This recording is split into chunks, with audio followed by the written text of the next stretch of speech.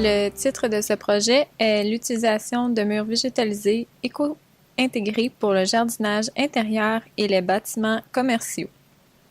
Les personnes qui pilotent ce projet proviennent d'Agriculture et Agroalimentaire Canada, de l'Université Laval et d'entreprises privées. D'Agriculture Canada, il y a Martine Doré et Claudine Ménard. De l'Université Laval, Blanche Dansereau et Steve Pépin. Les industries qui participent au projet sont les tourbières Berger, les serres Frank Zieromski et LED Innovation Incorporée.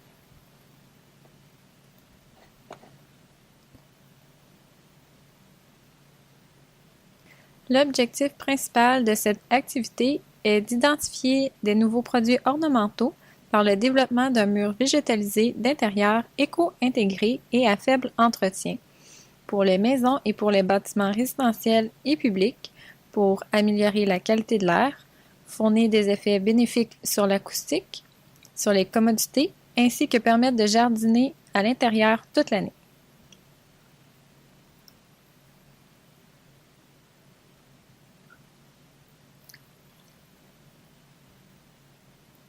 Les objectifs spécifiques sont échelonnés sur 3 ans.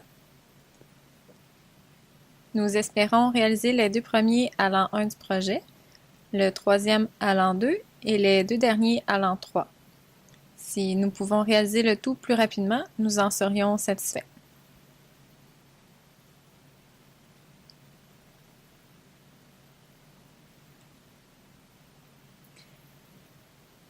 Le premier objectif spécifique est de comparer la performance de différents murs végétalisés, peu dispendieux et flexibles, réalisés à partir de modules adaptés et construits pour des événements saisonniers et dans différents environnements à l'intérieur des bâtiments.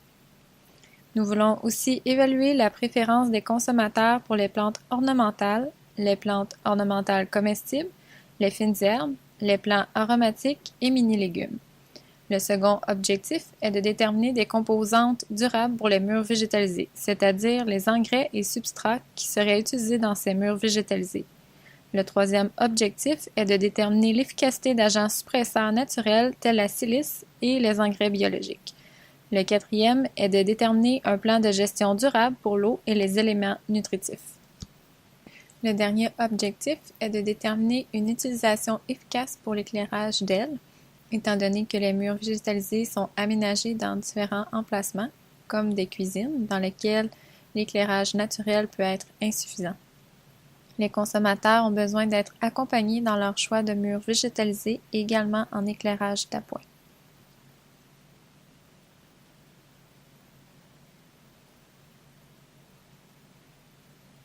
Il y a 2 sites pour le projet, le premier à l'Université Laval et le second à Agassiz.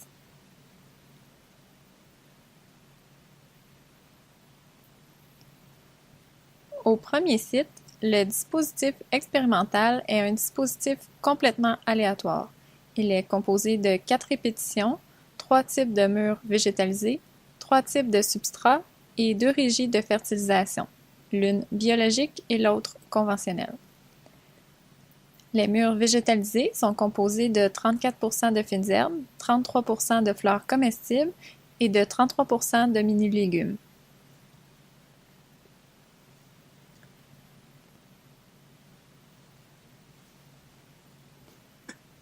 Je ne sais pas si vous êtes familier avec ces produits.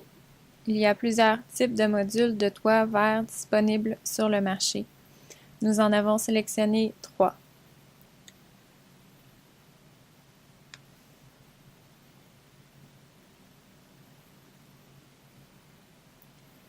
Les modules à l'étude sont Florafelt, fabriqué à Montréal par Plantera, Modulo Green, distribué par By Nature, mais originaire de France, et Flowall, fabrication française par Waterlez.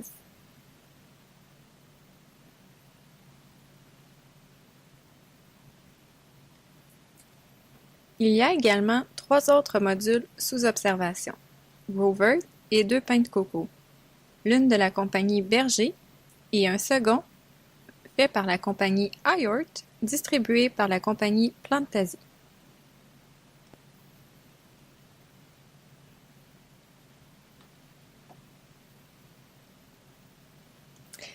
Voici à quoi ressemble le Florafelt. Ce produit est fabriqué à partir de bouteilles de plastique recyclées. Chaque plante a sa propre enveloppe en feutre. La partie arrière du mur végétalisé est un support solide composé d'une feuille de polyéthylène. L'irrigation se fait de haut en bas. L'humidité est distribuée aux plantes par le matériel de feutre.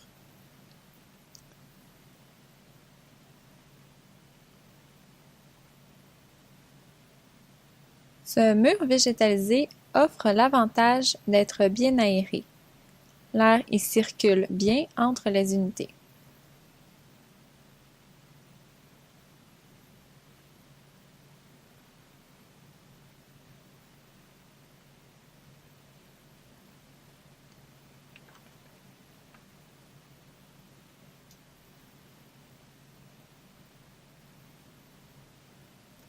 Modulo Green a une structure rigide. Il est composé à 100% de plastique ABS recyclé et est empilable. Chaque unité de plantation est divisée en 16 unités. Ce mur végétalisé est étanche, contrairement au Florafelt, le mur juste avant, qui celui-ci ne l'était pas. Cette structure se draine bien de tous les côtés. L'irrigation se fait de haut en bas. L'eau se draine facilement et on peut installer un contenant pour recycler l'eau.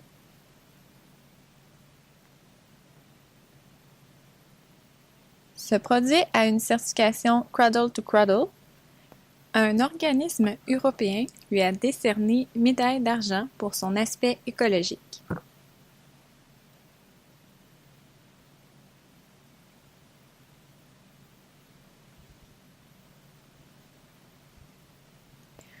Flowall ressemble davantage à un cadre pour photo, sans cadre. Il s'agit d'unités autonomes. Il y a un feutre entre les deux rangées de plastique qui composent ce mur végétalisé. À partir du feutre, une mèche approvisionne en eau chaque unité.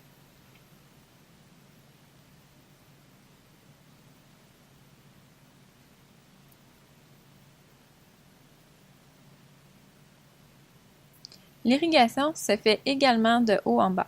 Cependant, la circulation de l'eau se fait en zigzag dans les unités. Un espace pour le trop-plein d'eau est prévu à la tablette du bas.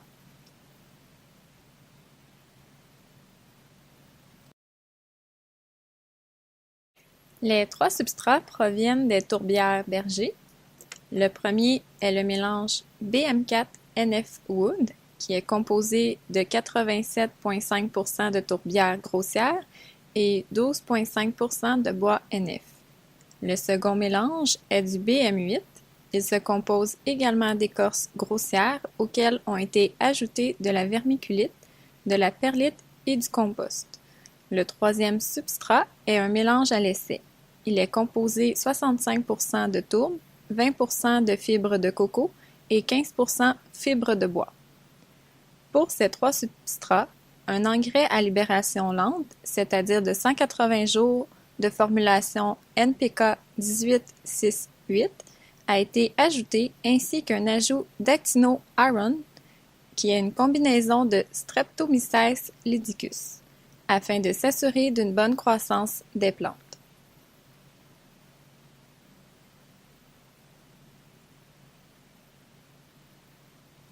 Puisque nous ne produirons pas les plants sur des tables, la structure pour supporter ces murs végétalisés doit être solide.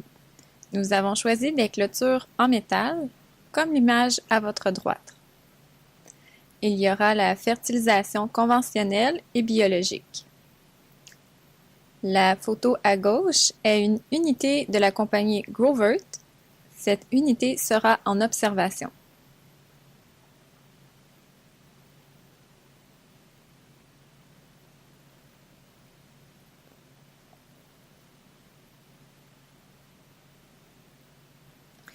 Je vais maintenant vous parler du site d'Agassiz où Martine fera des observations et des collectes de données. À ce site, le dispositif expérimental est également complètement aléatoire. Il est composé de 4 répétitions, 3 types de modules de murs végétalisés, 3 types d'arrangements végétaux et 2 rigides de fertilisation, ce qui fait un total de 72 unités expérimentales. Les 2 premiers types de modules sélectionnés sont des grow tiles, soit des tuiles de fibres de coco. L'une a des trous de 2 pouces et l'autre de 4 pouces. Le troisième est un module de berger d'un pain de fibres de coco que je vais décrire plus en détail dans la prochaine diapo. Le pain de fibres de coco est recouvert d'une pellicule protectrice sur le dessus. Il est composé d'un substrat de croissance stabilisé. Il y a une structure de support autour du module permettant de le suspendre. Ce n'est pas visible sur la photo. Cette structure est composée 100% de matériel recyclé. C'est une construction par couche. L'irrigation se fait également par le dessus avec un contenant collecteur dans le bas. Voici un exemple du pain de coco que Berger va développer. Il est composé de fibres de coco compressées qui prendra de l'expansion lorsqu'irrigué. Ce produit devrait être comparable ou supérieur aux 2 autres faisant partie de l'essai.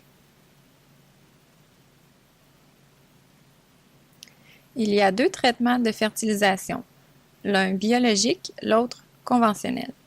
Il y a également 3 traitements pour les aménagements selon le pourcentage de végétaux, l'un par rapport à l'autre. Les paramètres mesurés pour les 2 sites sont les suivants. La distribution de l'humidité dans les pins et les cellules, la salinité et la composition minérale de la solution nutritive dans les réservoirs de collecte, les paramètres environnementaux de croissance tels PPFD, VPD ou DPV, CO2 et les moyennes des températures diurnes et nocturnes.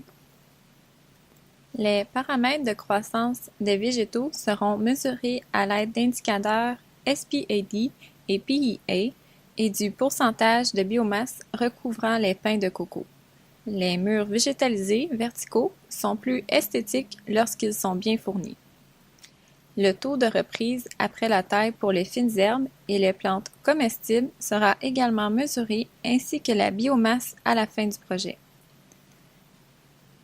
Une évaluation sera faite sur la qualité des végétaux en fonction des paramètres suivants: couleur, apparence, floraison, etc. Enfin, un suivi sera fait pour la phytoprotection, les insectes et autres choses pouvant affecter les plantes.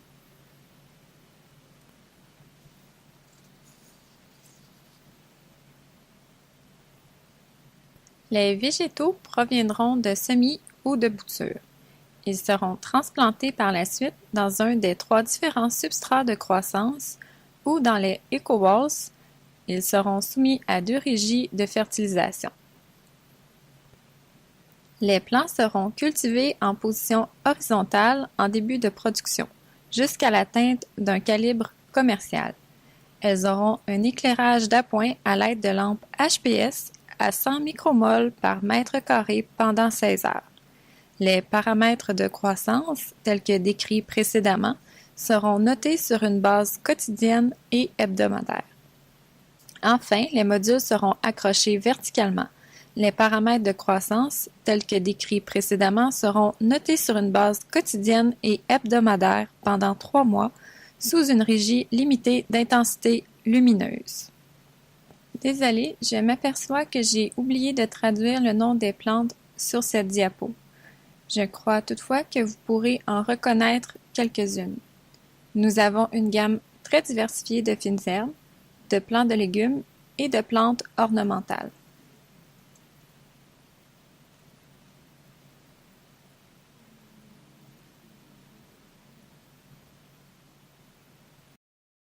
Les livrables pour la période du 1er avril 2015 au 31 mars 2016 seront Identifier les végétaux et les modules les plus performants pour les essais à l'Université Laval et dans les serres commerciales.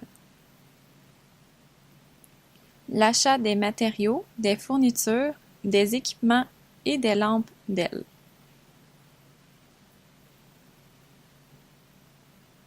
Sous une régie de production commerciale, comparer le potentiel de productivité des modules choisis pour les végétaux issus de semences ou de boutures. Comparer la performance agronomique des murs végétalisés en fonction des différents substrats et offrant différents designs avec ou sans éclairage d'ailes. Embaucher un professionnel de recherche pour travailler sur ce projet.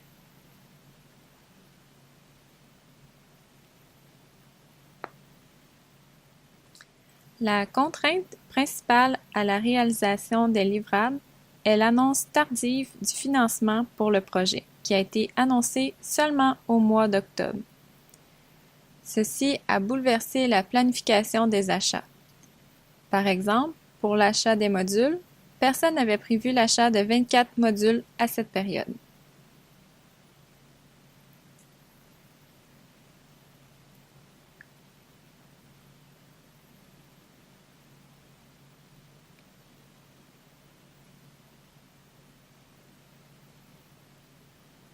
Également, l'embauche du professionnel de recherche devra être revue, car nous devrons rouvrir l'entente afin qu'elle se prolonge après le 31 mars 2016.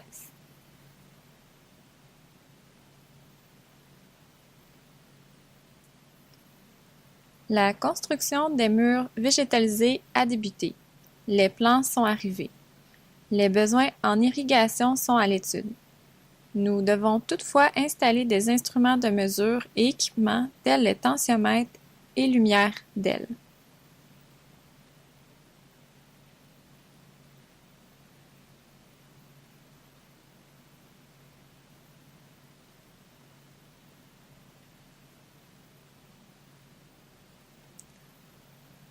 Compte tenu des travaux qui doivent être réalisés en peu de temps et des retards, il est peu probable que nous puissions communiquer des résultats de ce projet dans le délai prévu. Nous croyons pouvoir le faire en début d'année, soit vers mai-juin.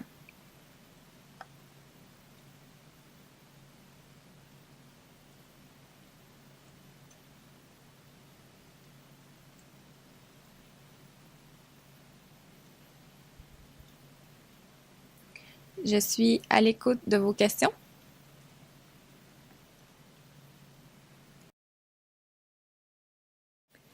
Question de l'animateur. Avez-vous une subvention pour 10 ans alors que les autres projets ont bénéficié d'une subvention pour seulement 3?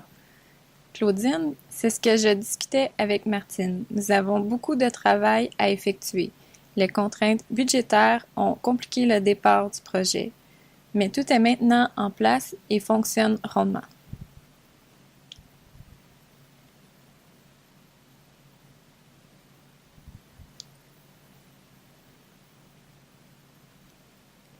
Question de l'animateur.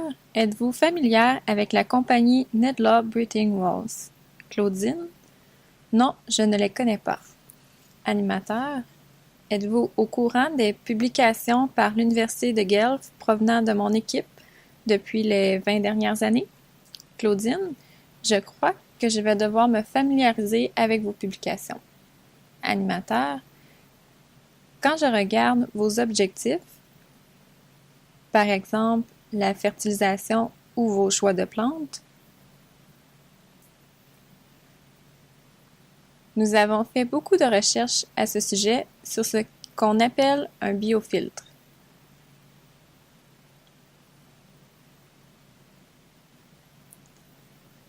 Le but visé par nos murs végétalisés est toujours d'améliorer la qualité de l'air à l'intérieur des bâtiments.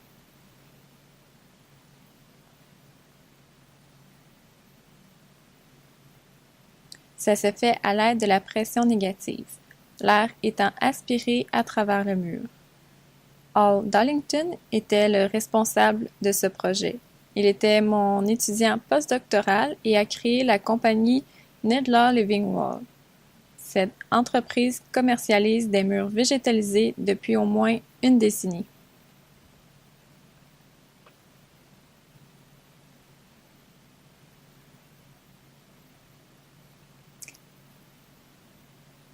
Claudine, je suis d'accord avec vous, mais je crois que ces murs végétalisés sont surtout dédiés à un usage commercial afin d'améliorer la qualité de l'air. Notre projet vise davantage l'aspect esthétique des murs végétalisés.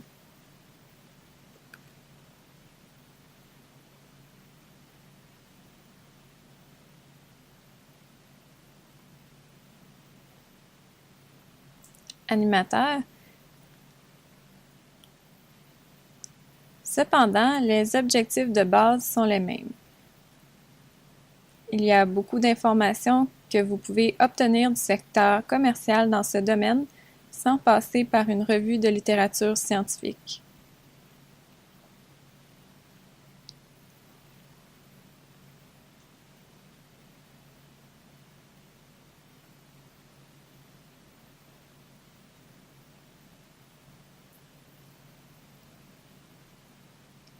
L'utilisation de l'éclairage d'aile est récente. Nous devons nous familiariser avec cet aspect. Nous faisons affaire avec une entreprise nommée Intravision pour un projet de plusieurs étages en murs végétalisés à l'université Drexel. Ce sera un des premiers projets d'envergure utilisant les DEL. Dans ce projet, la firme d'architectes Diamond et Schmidt de Toronto est impliquée également. Il y a beaucoup à apprendre à partir d'un réseau commercial auquel nous pouvons vous présenter.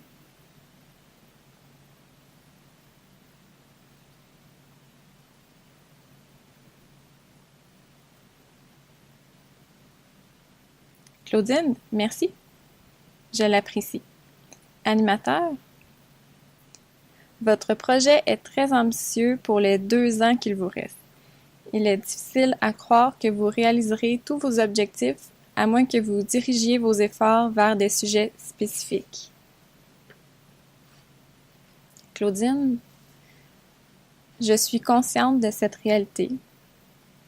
J'aimerais cibler le meilleur substrat et poursuivre les travaux de recherche uniquement avec ce dernier. J'aimerais également travailler avec un seul type de module. J'aime bien la fibre de coco. Notre partenaire travaille déjà avec ce produit. Notre clientèle est davantage le consommateur qui veut faire pousser ses fines herbes à la maison pour son usage personnel.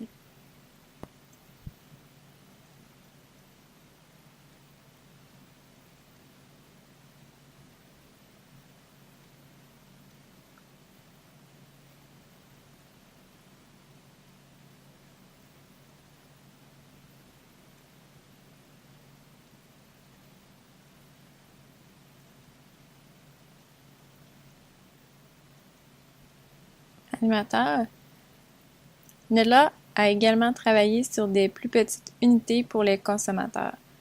Cependant, il se concentre davantage vers la filtration des grands immeubles et non la production de nourriture. Il faut faire attention lorsqu'on mélange des légumes feuilles et à fruits. Leurs besoins, notamment en éclairage, sont très différents. Comme vous avez seulement 2 ans pour le reste du projet, je souligne le fait qu'il faudrait cibler des sujets précis.